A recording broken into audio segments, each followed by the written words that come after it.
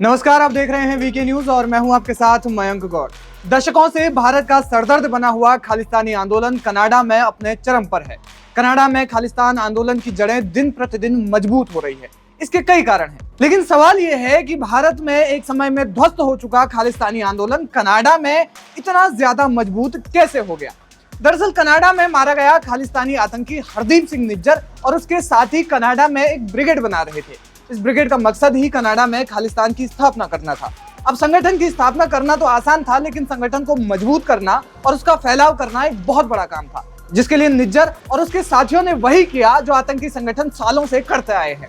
वो काम है गरीबों को दाना पानी। जी हाँ, खुफिया एजेंसीज का कहना है कि खालिस्तानी संगठन के आका पंजाब से उन गरीबों को उठाते थे जिन्हें रोजगार की चाह होती थी।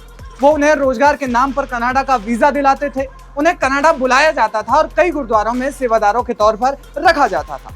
साथ ही कई लोगों को छोटे मोटे काम जैसे प्लम्बिंग, इलेक्ट्रीशियन या सफाई कर्मी की नौकरी दिलवाई जाती थी। अब जब इन्हें गुजारा करने को रोजगार दिलाया जाता था तो इसके साथ ही इन्हें खालिस्तान समर्थकों के मंसूबों को साकार करने के काम में भी लगाया जाता था, यानी अप्रत्यक्ष रूप से उन्हें आतंकी गतिविधियों में शामिल किया जाता था। इसमें एक बड़ी संख्या में युवाओं को शामिल किया जाता था। भारत की खुफिया एजेंसीज ने एक बड़ा खुलासा किया है। खुलासा ये कि कनाडा में करीब 30 ऐसे गुरुद्वारे हैं जहां से खालिस्तानी आंदोलन को गति दी जाती है, यानी ये गुरुद्वारे खालिस्तान समर्थकों के नियंत्रण में है। खुफिया एजेंसीज का यह भी कहना है कि यहाँ चढ़ावे के लिए आने वाली रकम खालिस्तानी समर्थकों के लिए खर्च की जाती है। खुफिया सूत्रों का तो यहाँ तक दावा है कि खालिस्तानी समर्थक पीएम जस्टिन ट्रूडो की party liberal party of Canada को भी फंड करती है।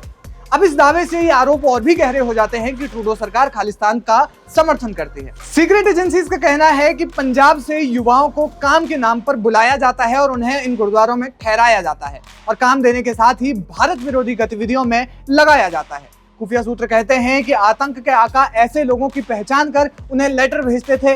शामिल होने के लिए उन्हें लाख रुपए तक ऑफर किया जाता था और ये कहकर जोर दिया जाता था कि भारत में धर्म के आधार पर उनके साथ भेदभाव होता है और उन्हें धार्मिक आधार पर उत्पीड़न का शिकार होना पड़ता है।